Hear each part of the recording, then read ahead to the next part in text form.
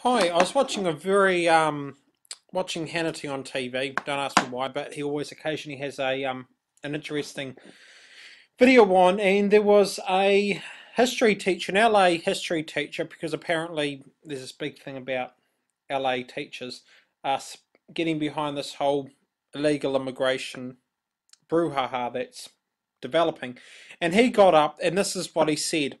And when he talks about it was stolen from Mexico, he's talking about California. Um, he claims that it was stolen from Mexico, and then he rants on about imperialism and colonialism.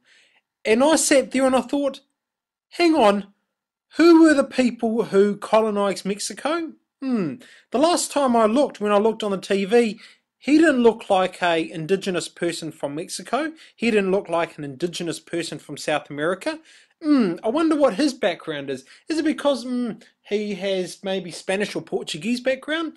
Maybe because, about 400 years ago, his ancestors came to South America, raped, pillaged, and ransacked the whole continent, bringing everything back to Europe and basically enslaving the indigenous people. Isn't that funny that this person gets up and talks about the evils of apparent American colonialism and about how evil it is that America stole California off Mexico? Historical facts aside, uh, and yet here we are, have a person ranting and raving on about a so-called colonialism and imperialism, and he comes from a country whose existence is on even worse grounds than what America was founded. I mean, we only need to look at how the original colonizers of the South America treated these indigenous people of South America.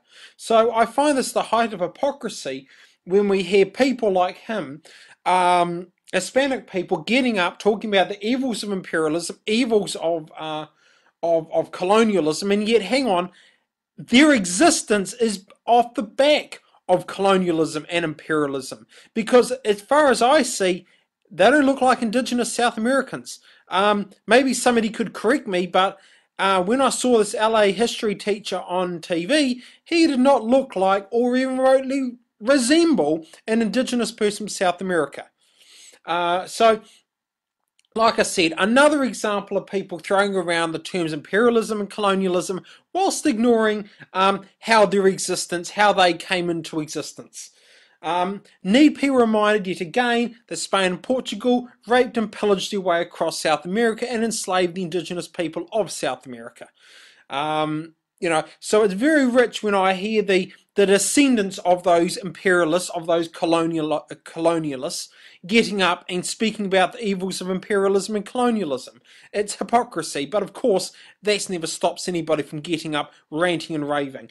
What I thought was even more interesting, which, as much as I hate Hannity and as much as, he's much of a dickhead, McCain did actually point out something interesting. If this was, although it was like a ramsack, little group of nutcases, well, I'll guarantee you, if this was a group of Tea Party protesters, I can tell you that the mainstream media would have swarmed on them like a virus, like a cancer. I swear they would have swarmed on them like flies to dog shit. And you would have had every sort of claim and by the mainstream media, the racist, the bigots, they're a pack of teabaggers, blah blah blah blah.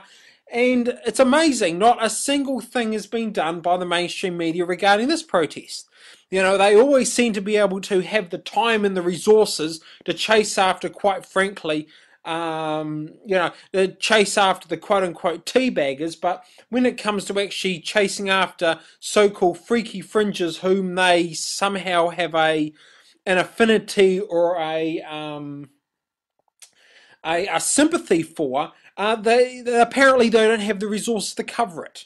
Apparently, we've got more important things to cover. So it's apparently important to cover things when they happen to be sitting on the right or they don't happen to agree with it. But when they do happen to agree with it, what they'll do is they'll just simply ignore it and say, "Oh no, that never happened." It's like I said, it's hypocrisy.